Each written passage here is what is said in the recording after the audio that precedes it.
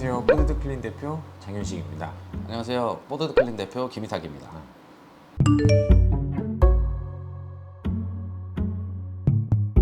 제일 걱정이 많으신 게 이제 현장에서 추가 요금에 관련된 얘기예요. 근데 이게 참 민감한 얘기긴 한데 입주 청소랑 이사 청소랑은 개념 자체가 다르긴 해요. 이사 청소 같은 경우에는 전에 사시던 분의 이렇게 흔적이 남아 있는 현장이고, 입주 청소 같은 경우에는 이제 새로 아무도 산 적이 없는 새로 이제 지어진 신축 아파트를 입주 청소라고 칭하는데, 보통 이제 신축 입주 청소에서는 특별히 추가 요금이 발생될 게 없어요. 정상적인 청소 업체라고 하면은 아파트를 검색해서 이제 완공 날짜만 보더라도 입주 청소인지 이사 청소인지 당연히 전문가는 당연히 알아야 되는 부분인데, 그런 거를 알아보지도 않고 단순히 평수만 그냥 듣고 바로 견적을 안내하는 업체는 거르시는 게 좋고요.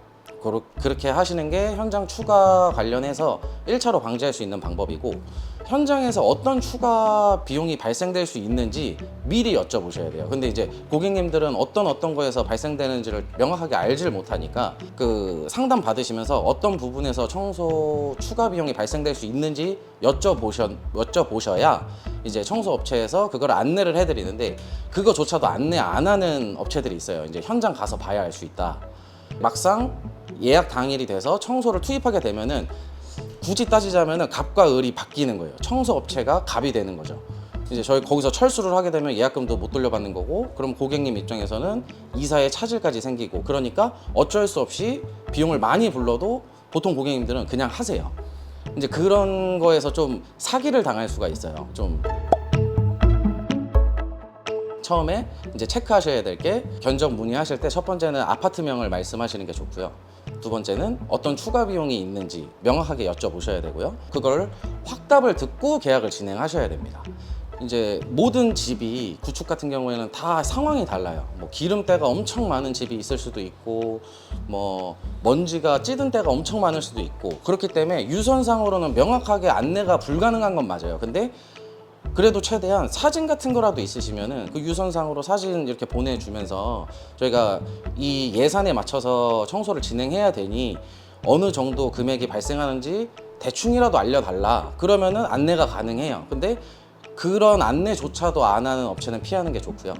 그리고 신축 입주 청소 같은 경우에는 모든 아파트가, 당연히 신축 아파트니까 분진이 많아요.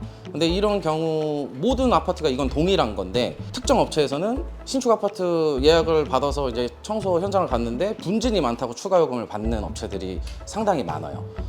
이런 업체들을 거르시려면은 꼭 견적 문의하시면서 신축 아파트인데 다른 추가 요금은 발생하지 않죠라고 무조건 물어보셔야 됩니다.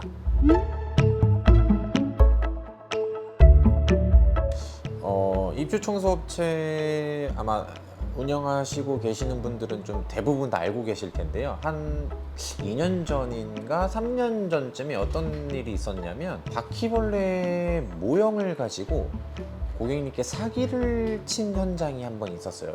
보통 입주 청소 업체에서는 방역을 할 수가 없습니다. 방역이라는 거는 어떤 좀 특별한 이제 자격증을 좀 보유한 이제 업체들만 좀 진행할 수가 있고, 일단은 그 자격증을 떠나서 벌레 모형을 이용해서 사기를 쳤다는 거에 정말 좀 신선한 충격이었어요.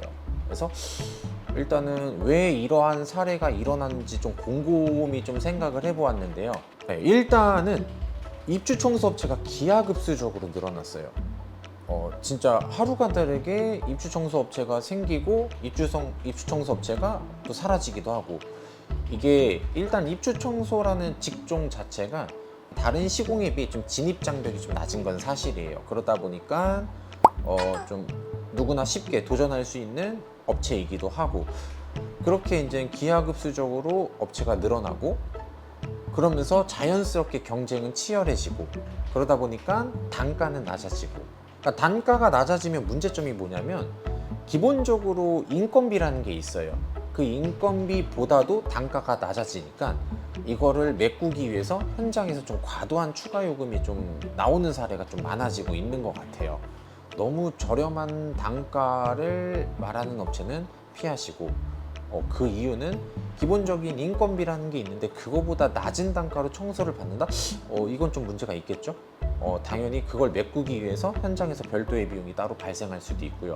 너무나 낮은 단가의 업체를 말하는 업체는 피하고 적정선의 단가를 말하는 업체를 선택해서 받으시길 좀 당부드립니다.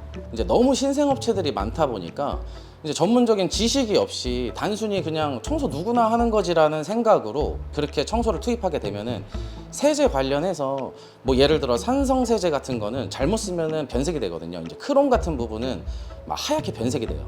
이제 그런 거를 모르니까 그냥 깨끗이만 닦으려고 그런 세제를 그냥 써버리는 거죠. 겨울 같은 경우에는 추우니까 이제 따뜻한 물을 써요. 근데 이제 락스나 이런 오븐 클리너 같은 거에 따뜻한 물을 하면은 독성가스 같은 게 나와요. 근데 이제 그것도 모르니까 그냥 그렇게 사용을 해버리는 거죠.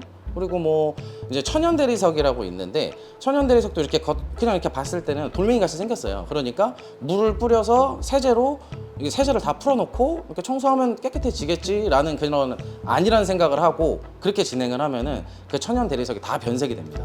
그러니까 이런 전문 지식이 없는 상태로 하는 경우가 굉장히 많아요. 이런 피해 사례들이 굉장히 많습니다.